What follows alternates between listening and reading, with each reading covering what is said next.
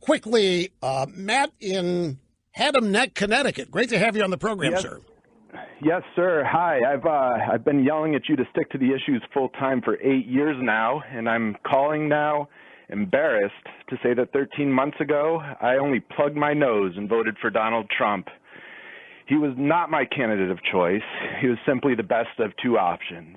And I'm calling to apologize through your show and as directly as I can to him and say that I'm sorry, Mr. President. I could have been a better supporter last year, and in the future I will be. I am a huge supporter. Love the guy. Love everything he's done. What were you holding your nose about 13 months ago? What's changed? I don't think anything has changed. I'd like to talk about the future and not where I stood in the past, really. He has exceeded my expectation in every way possible. If you take just this tax bill, for example. Yeah, okay, but I understand. So what were you afraid of? You said you were holding your nose. What were you holding your nose about?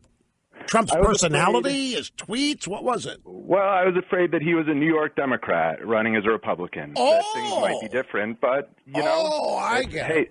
Hey, Mr. Limbaugh, you told me that I was wrong, and I've learned that you can only tell me exactly what's going to happen, and the rest is on me. That was my fault. I'm sorry. Well, apology accepted, but I'm not aware of anything you need to apologize to us for, but we'll happily accept it. I'm apologizing to Mr. Trump and saying that I could have been better in the past, and I will be in the future. Let's all get on the Trump train, because it is rolling. Well, I'll pass that on to him next time I see him. Let me ask Very good. Do you consider yourself a Republican, a conservative, a populist? What do you consider yourself to be? Conservative.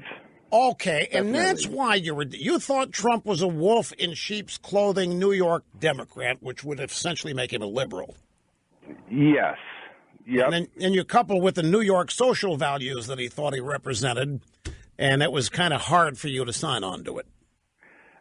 Yes, that's true, absolutely. But again, I'd like to talk about where I am now, not where I was. Yeah, but because it's a much better place here, and I fully agree with that, and I fully understand it. I'm not a dweller of the past, except insofar as we can learn from it. And learning where you are now requires us to know where you were in the past. I by no means want to dwell on it. And the future, of course, is where it's at. I'm glad you called, and apology, though unnecessary here, is happily accepted. There's one other thing that I think needs to be blown to smithereens. This idea that Trump has been a populist and that his supporters are nothing more than a bunch of populists. That, by the way, that's been said very derogatorily. Populism is supposedly very, very bad. Intellectual, dyed-in-the-wool conservatives despise populism and populists. And this is what not everybody, this is what many of the conservative intellectual never-Trumpers considered Trump to be, a populist. And they've been writing derisively of Trump the populist and Trump's populist voters and wondering what Trump's populist agenda is going to mean to Steve Bannon. And Trump is not a populist.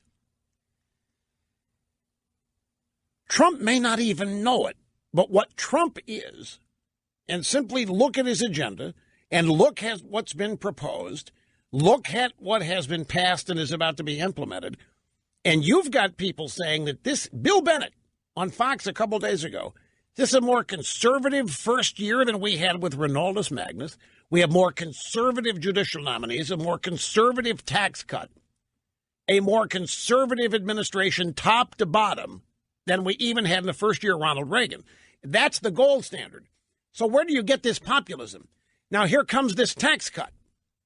And in the tax cut is a pretty significant corporate tax rate reduction, 35 to 21%.